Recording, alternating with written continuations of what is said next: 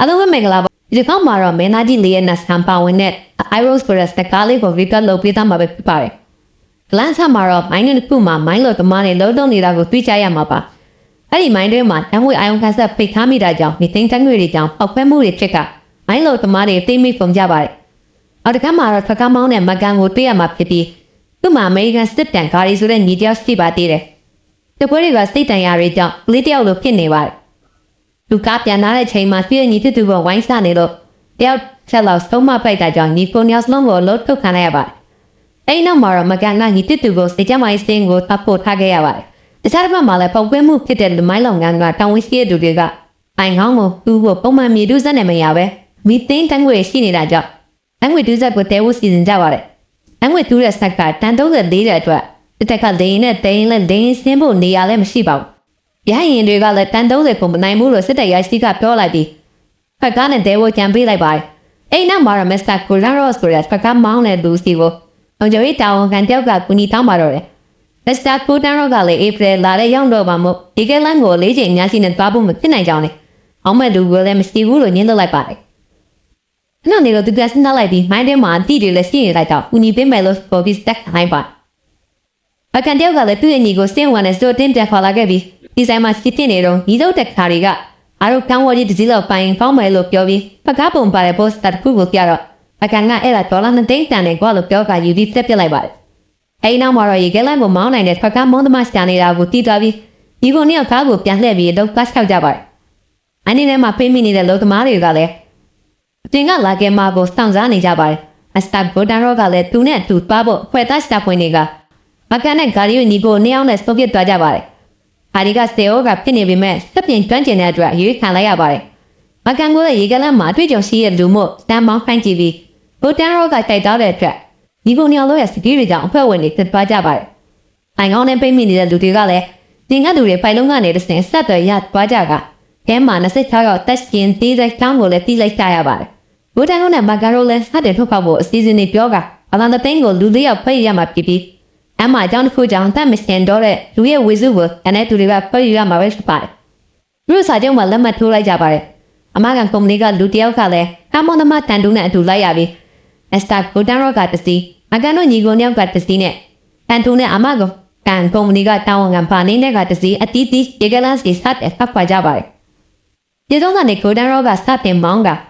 တစီနဲ့တစီဒါပြောစနဲ့ဆက်သွဲကြပါတယ်။ကားတွေကိုဒီအပတ်တစီနဲ့တစီဖိုက်တရားစီဖာပြီးမောင်းကြပါတယ်။ဒီကလန်ကိုညလုံးမောင်းပြီးတဲ့နောက်မှာနက်လင်းတော့ရေကလန်ပေါ်ကနေဒီအောင်ထားကြနေပါတယ်။ဒီကလေးလည်းအနေငယ်ရေးပြောလာနေပြီးရေကလန်ပေါ်ပြန်မောင်းနေတော့ဘိုဒန်ရောကစကားပြောစကနေတောင်ဝကြီးကမောင်းလို့ကောင်းရင်လားလို့အရှင်ဖော်လိုက်ဟာပကံကလည်းကောင်းတာပေါ့လို့ဒီကားမျိုးကိုတော့ဝယ်ဖို့စဉ်းစားနေပြီလို့ပြောလိုက်ပါသေးတယ်။သိမကြခင်မှာပဲသူတို့စကားပြောနေကိုဒန်ရောရဲ့ကားကမောင်းနေထွေးရသွားခဲ့ပါတယ်။ပကံတို့ရဲ့နောက်ပြန်ဆုတ်ကကိုဒန်ရဲ့ကားကိုတိုးနဲ့ဆဲဖို့လုပ်နေတော့တိုးနဲ့ဆွဲတင်တဲ့အချိန်မှာပဲကိုဒန်ရောရဲ့ကားကရေခဲတွေနဲ့ကျွမ်းကျနေပြီးကိုဒန်ရောကစရောက်မှာတိုးဖက်နေကသူ့ဘာဖက်ကားကြီးနဲ့တူရေခဲပြင်အောက်တဲ့နင်းတို့သွားကတန်တူကနောက်တစ်စီးပါမပါသွားအောင်တင်ကောင်းစားနဲ့ပဲသူ့ကိုဖက်ချလိုက်ရပါတယ်။တတိမရေခဲအကြောင်းတွေပေါ်လာပြီးသူတို့ကားကအန်နေရှိလာပြီးအမြင်ရပါတော့ဒီကဲနိုင်ပြောမဲ့နေရကိုနှစ်စီးတော့အသက်တန်အောင်မောင်းပြရပါတယ်။အဲ့နောက်မှာတော့မကန်ကငါ့ကိုကွေးချလိုက်ပြီးတစ်စီးလုံးပေါင်းကမှောက်တော့ပါတယ်။မကန်ကအလေးချိန်မြောင်ကားတွေကိုရေတက်နဲ့လဲချလိုက်တာဖြစ်တဲ့အတွက်အကွဲရာတွေလည်းသူ့နားမှာရက်တန်သွားပါတယ်။အိုင်းတွေမှာပြိမိနေတဲ့သူတွေကလည်းနိုင်30ထပ်ပိုးပြီးတတ်မရှိနိုင်ကြပါဘူး။အနေကမကန်ကိုနောက်ပြန်လဲဖို့ပြောပေမဲ့မကန်ကနောက်ပြန်မလဲပဲကားတွေကိုပြန်ထောင်ပြီးစမောင်းဖို့ပြင်နေပါတယ်။အနေကဘိုတန်တော့တီးရတာတန်တူကြောင်လို့မကန်ကိုပုံတိုက်လိုက်ပါတယ်။အကန်ကလည်းကံဝရစီကမီတာ1000မကျော်ပဲရသွားတာမြင်ဘူးမင်းရောမြင်ဘူးလားလို့တန်တူကိုမေးလိုက်ပါတယ်။အဲဒီမှာပဲသူတို့အားများကြတာတန်တူကနတ်ကိုထိုးလိုက်ချိန်မှာပဲနတ်ကိုသိမ်းပြီးတန်တူကိုကျိုးစီထားလိုက်ကြပါတယ်။ပကားတွေကိုစမောင်းဖို့လို့ရင်မကန်တို့ညီကိုနေအောင်လို့တက်တေပြီးကြိုက်သွားလာတော့ဝက်စစ်နေတဲ့ချိန်မှာပဲတန်တမဘာနေကအပြင်ကနေပြီးတော့အားကိုပိတ်ကအောက်မှာမိုင်းပါထောင်လာခဲ့ပြီးတန်တူရဲ့ကားကိုသူ့ကိုယ်တိုင်သမောင်းမိထွက်သွားပါတယ်။မကန်တို့ညီကိုနေကဒီခုပေးစာပေါက်ခါတွေထွက်လာပြီးအိုင်းကိုပြီးတော့ပေးကိုအမြန်တစ်ထုလိုက်တဲ့ချိန်မှာပဲအချင်းကိုပေါက်ခဲသွားပါတယ်။အနေကတော့ပေါက်ကွဲမှုကိုကားလေးကဖက်ကြည့်ပြီးမကန်တို့ညီကုန်းနဲ့ဖေဆုံးသားပြီးတော့ယူဆကအားကိုစမောင်းတော့ပါတယ်။နားကြမှာတော့မကန်တို့ကားကောင်းလဲပေါက်ကွဲမှုရှင်ကြောင့်ရေခဲတဲ့ကိုဝင်ကြသွားပါတယ်။အားကိုစက်တင်မလို့ညီကုန်းနဲ့စကားများကြပြီးမကန်ကကားကိုမောင်းတက်လိုက်နိုင်ပေမဲ့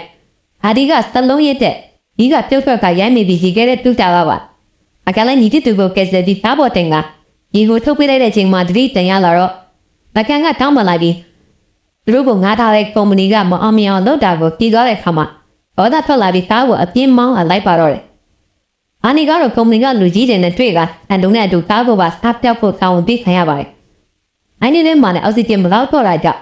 အန်ကင်းကလူစတော့ကိုမဲဖွဲဖို့ဆုံးဖြတ်ပေမဲ့ဘောင်းကဖြစ်တဲ့ရန်နီကလက်မခံပဲအမြတ်တာကအန်ကင်းကတန်းဝစ်အာယုံခံဇက်ကိုပိတ်ထားဖို့ကုမ္ပဏီကလူကြီးတွေနဲ့သဘောတူထားပြီးအပြန်အလှန်နဲ့ဒေါ်သမားတွေအလိုက်ကိုဒေါ်လာ100စီပိုရမယ်ဆိုပြီးလုပ်ထားတာကိုဟောဆောင်ဖြစ်တဲ့ရန်နီလက်တီသွားပါတယ်။ရန်နီကမိကြီးကိုတော့ကအသက်ရှင်အကုန်လုံးရှင်မယ်တည်ရင်လည်းအကုန်လုံးတင်ဝင်လို့ပြောလိုက်ပါတယ်။ဒီမှာလည်းဗာနေကတန်တူနဲ့ကားကိုတောက်တက်သွားတဲ့ပုံစံမျိုးပြောင်းပြင်းနေရင်ဓာဒီနဲ့ကြောက်တော်ရင်လည်းကိုထိုင်းမိပြီးတခိုင်းလိုက်တဲ့အချိန်တန်တူကကားပေါ်ကနေပြီးဖန်ချကအောက်ကိုမောင်းထွက်လိုက်ပါတယ်။အနိကအောက်ကနေတွေ့ထားပြီးစပိုက်ကိုပြုတ်ကအားနောက်တစ်စီးနဲ့လိုက်တဲ့အခါမှာတန်တူကစကားပြောဆက်ကနေပြီးတော့မကန်နဲ့အဆက်တော်ရလာပါတယ်။အနိကလည်းစကားပြောဆက်ကနေမကန်တို့ညီကိုတက်ရှင်နေတာကိုတီးပါပြီးအဖို့လူလိုက်တာအဒူနာကိုလည်းလိုက်လာကြပါတယ်။မကန်တို့ညီကိုနှစ်ယောက်နဲ့လုံးကြံရုပ်ဖွဲ့ကလူတွေနဲ့ကားမောင်းနေရင်ကားထဲမှာပဲလုံးသွေးတပ်ပုတ်ကြရင်ဟာဒီကကားပေါ်ကနေတွေ့ချခံခဲ့ကအကန်ကလည်းလုံးထွေးရင်ကားကလည်းဆက်သွားနေပါတယ်။အဲဒီချိန်မှာပဲဟာဒီကတတ်ကြံခဲ့တဲ့လူကိုအနိုင်တီးလိုက်ပြီးအကြခဲ့မှာပဲအခုပြစ်သူကလည်းအားကိုပြန်လှည့်မောင်းလာပြီးဟာဒီကူဖော်ကအသွမ်းကြပါတယ်။ဒီမှာလည်းတန်တူရဲ့ကားကစကီပုံသွားတော့အားရသွားကအနိကဟီကောက်ပါတယ်။အနိကတန်တူကိုဖမ်းမိပြီမဲ့ငါပြောနေတော့မှာပဲမကန်တို့ကားကအစင်တိမင်းနဲ့မောင်းလာပြီးအနိကိုသူ့ရဲ့ကားနဲ့သူတောင်းကိုတိုက်ချပစ်လိုက်ပါတယ်။အောက်ကိုကျသွားတဲ့ဖာနေကမတေးပဲတောင်းပေါ်ဆုံးတိတက်ကအကန်တို့ကားကိုစီးပြစ်နေကြတော့မှာပဲ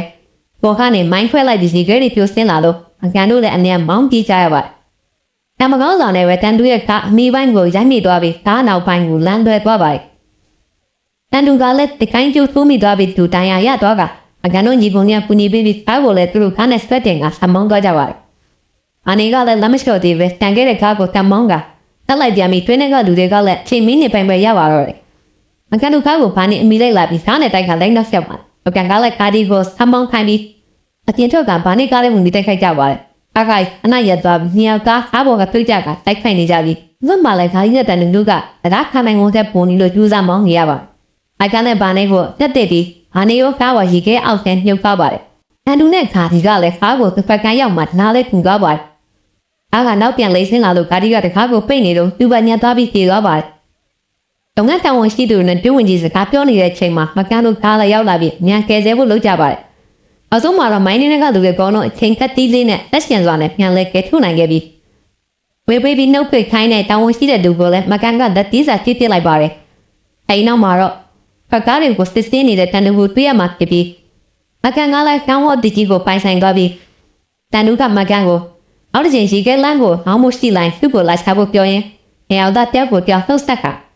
မကန်ကကောင်းဝတ်ကြီးကိုမောင်းလာထွက်သွားတန်းလေးနဲ့ပြီးဆုံးသွားပါညာဆုံးနေလိုက်ပါကြည့်ရှုပေးတဲ့တယောက်ရှင်းနေတိုင်းကိုလည်းသူ့ပင်ကျေးဇူးတင်ပါတယ် Channel ကို like and subscribe လုပ်ပေးကြပါအောင်နော်